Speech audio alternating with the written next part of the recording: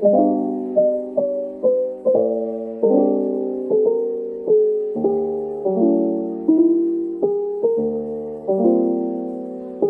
I'm gonna explain to you about what is paper chromatography. Paper chromatography is a laboratory technique used to separate and identify components of a mixture. It involves placing a sample of the mixture on a piece of filter paper, which acts as the stationary phase.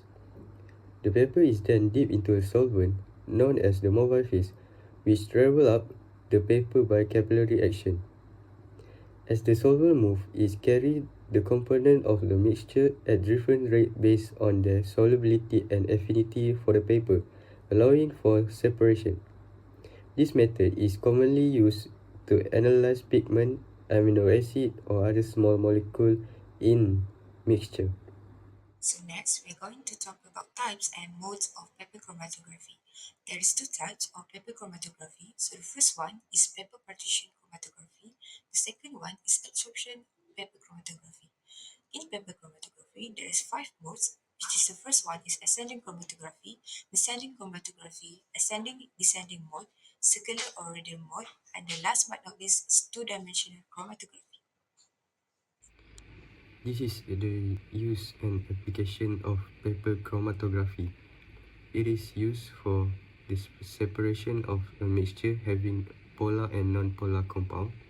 Second, it is used to determine organic compound biochemical in urine and blood. Third, in the pharmaceutical sector, it is used for the determination of hormone and drugs. Fourth, sometimes it is used for evaluation of inorganic compound like salt and complex. Lastly, to check the control of purity of pharmaceutical. Next, we're going to move to the methods of paper chromatography. The first step, sample and standard are dissolved in a volatile solvent. The sample and standard is poured using the capillary tube on the line drawn on the PC. The spot is about 1 cm above the surface of the solvent to prevent the components from dissolving in solvent. Dry the first spot before spot again for the second time. Make sure the spot is less than 5 mm. After finished spotting, let all spots dry first before dip into development solvent. The paper is placed vertically and not touch the sides of the beaker. The next step, the saturation of development solvent will ensure the spot move upwards smoothly by capillary action.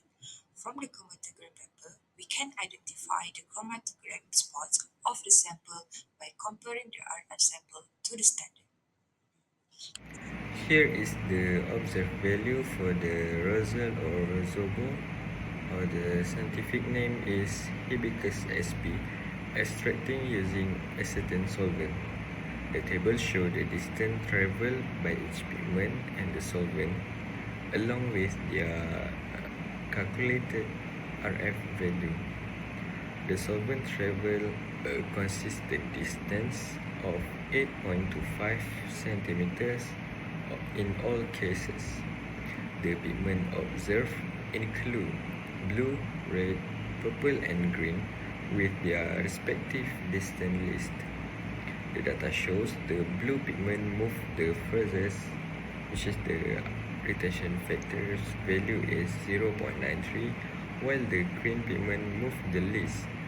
The RF value is 0.72. Red and purple is between both of it, which is red value is 0.87 and the green value is 0.76, showing that blue and red pigments dissolve better in acetone, while the purple and green pigments are less solute. It is because the blue and red pigments interact weakly with the stationary phase, allowing them to move faster and further, while the purple and green pigments likely form stronger interaction with the stationary phase, slowing their movement and lowering their retention factors value. There is the retention factors formula. which is the formula is distance traveled by the color pigment divided by distance traveled by the solvent. As we can see, the distance traveled by the solvent is the same, which is 8.25 centimeters, and the distance for the color pigment for the blue colors is 7.65, and for the red is 7.20, for the purple is 6.30, for the green is 5.90, and the retention factors value for the blue is 0.93, for the red is 0.87, 0.76 for the purple, and 0.72 for the green. So, in conclusion, paper chromatography is a simple and effective technique for separating and analyzing mixture based on the differential partitioning of component between the stationary phase and the mobile phase. It is versatile and easy to use, make it an essential method in chemical and biological study for identifying compounds.